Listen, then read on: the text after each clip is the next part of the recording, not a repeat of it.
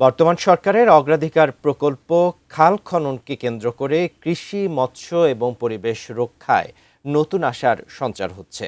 তবে সফলতার জন্য নদী গবেষক এবং পরিবেশ আন্দোলনের নেতাদের পরামর্শ, সারা দেশে মহাপরিকল্পনা এবং জাতীয় সমন্বয় কমিটি করে যেন খনন কর্মসূচি বাস্তবায়ন করা হয়। বিস্তারিত মনিরুল ইসলাম মিন্টু রিপোর্টে। কুষ্টিয়ার খোকসা উপজেলার গড়াই নদী থেকে প্রবাহিত এক সময়ের স্রোতস্বিনী হাওড় নদী। এখানে ছিল বড় বড় নৌকার চলাচল, ধরা পড়ত রূপালী ইলিশ।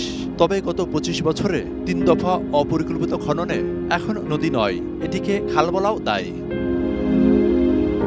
একই অবস্থা গাইবান্ধা, বগুড়ার উপর দিয়ে প্রবাহিত করতোয়া নদী। দখল, দূষণ আর অপরিকল্পিত খননে নদীর গভীরতা এবং প্রশস্ততা দুটোই কমেছে।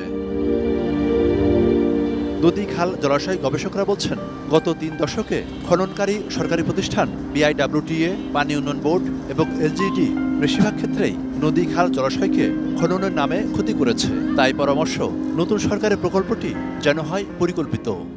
একটি সমীক্ষা ছাড়া একটি পরিকল্পিত সমন্বিত কার্যক্রমের রূপরেখা ছাড়া এই ধরনের কার্যক্রম হিতে বিপরীত হতে পারে। অর্থাৎ পানি উন্নয়ন বোর্ডের সংজ্ঞায়, পরিকল্পনায়, ধারণায় যদি এই কাজ করা হয় তাহলে অবশ্যই আত্মঘাতী। আমরা অতীতে দেখেছি যে নদী যে সমস্ত সরকারি সংস্থা খনন করে তাদের একটি সংস্থাও নেই যেই সংস্থাটি এমনভাবে নদী খনন করে কিংবা খাল খনন করে যেটা প্রকৃতি বান্ধব, নদী বান্ধব কিংবা খাল বান্ধব। অর্থাৎ যে খনন হয় এতে খননে নদীর ক্ষতি হয় এবং খালের ক্ষতি হয়। এক্ষেত্রে 7টি বিষয়কে গুরুত্বের সঙ্গে বিবেচনার তাগিদ তাদের।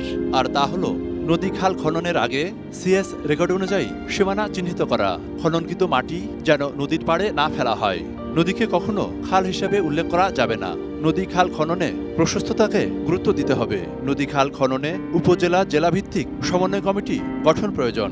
নদী, খালের বন্ধ উৎস মুখগুলো উন্মুক্ত করা এবং জাতীয় নদী রক্ষা কমিশনকে খননের সঙ্গে যুক্ত করতে হবে।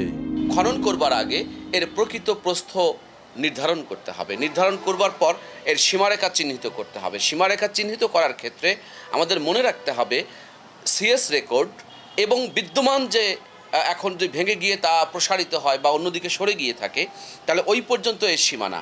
এবং এটা মনে রাখতে হবে, এটা প্রকৃতি নির্ভর সমাধানে যাওয়ার জন্যে একটি সামগ্রিকতা নিয়ে, বায়োডাইভার্সিটিকে নিয়ে এবং যথাযথ আদালতের নির্দেশের যে সিএস ম্যাপ আছে সেই ধারায়, যেখানে সিএস ম্যাপ আর কাজ করছে না তাহলে অধিগ্রহণ করে একটি নেটওয়ার্ক সিস্টেমে পরিকল্পনা করতে হবে। মনিরুল ইসলাম মিন্টু, 18 নিউজ, ঢাকা।